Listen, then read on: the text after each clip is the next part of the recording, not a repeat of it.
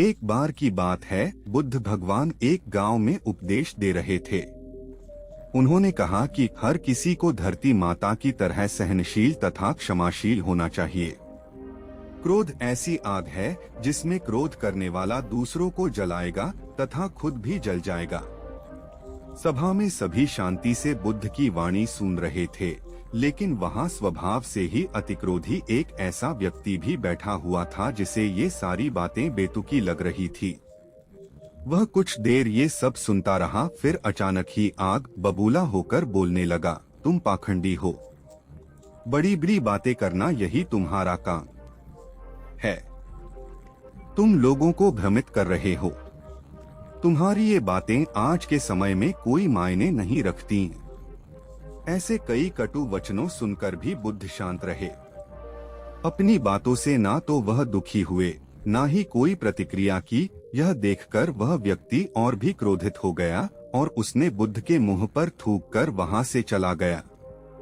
अगले दिन जब उस व्यक्ति का क्रोध शांत हुआ तो उसे अपने बुरे व्यवहार के कारण पछतावे की आग में जलने लगा और वह उन्हें ढूंढते हुए उसी स्थान पर पहुंचा। पर बुद्ध कहाँ मिलते, वह तो अपने शिष्यों के साथ पास वाले एक अन्य गांव निकल चुके थे। व्यक्ति ने बुद्ध के बारे में लोगों से पूछा और ढूंढते ढूंढते जहां बुद्ध प्रवचन दे रहे थे वहां पहुंच गया।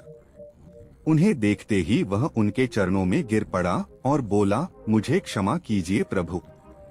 बुद्ध ने पूछा, कौन हो भाई, तुम्हें क्या हुआ है, क्यों क्षमा मांग रहे हो? उसने कहा, क्या आप भूल गए, मैं वही हूँ जिसने कल आपके साथ बहुत बुरा व्यवहार किया था। मैं शर्मिंदा हूँ, मैं मेरे दुष्ट आचरण की क्षमा याचना करने आया हूँ। भगवान बुद्ध ने प्रेम पूर्वक कहा, बीता हुआ कल तो मैं वही छोड़कर आया गया और तुम अभी भी वही अटके हुए हो। तुम्हें अपनी गलती का आभास हो गया, तुमने पश्चाताप कर लिया, तुम निर्मल हो चुके हो, अब तुम आज में प्रवेश करो। बुरी बातें तथा बुरी घटनाएं याद करते रहने से वर्तमान और भविष्य दोनों बिगड़ते जाते हैं। बीते हुए कल के कारण आज को मत बिगाड़ो।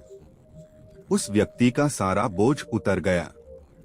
उसने भगवान बुद्ध के चरणों में पड़कर क्रोध त्याग का तथा क्षमाशीलता का संकल्प लिया। बुद्ध ने उसके मस्तिष्क पर आशीष का हाथ रखा। उस दिन से उसमें परिवर्तन आ गया और उसके जीवन में सत्य, प्रेम व करुणा की धारा बहने लगी। मित्रों, बहुत बार हम भूत में की गई किसी गलती के बारे में सोचकर बार बार दुखी होते और खुद को कोसते हैं। हमें ऐसा कभी नहीं करना चाहिए। गलती का बोध हो जाने पर हमें उसे कभी ना दोहराने का संकल्प लेना चाहिए और एक नई ऊर्जा के साथ वर्तमान को सुदृढ़ बनाना चाहिए।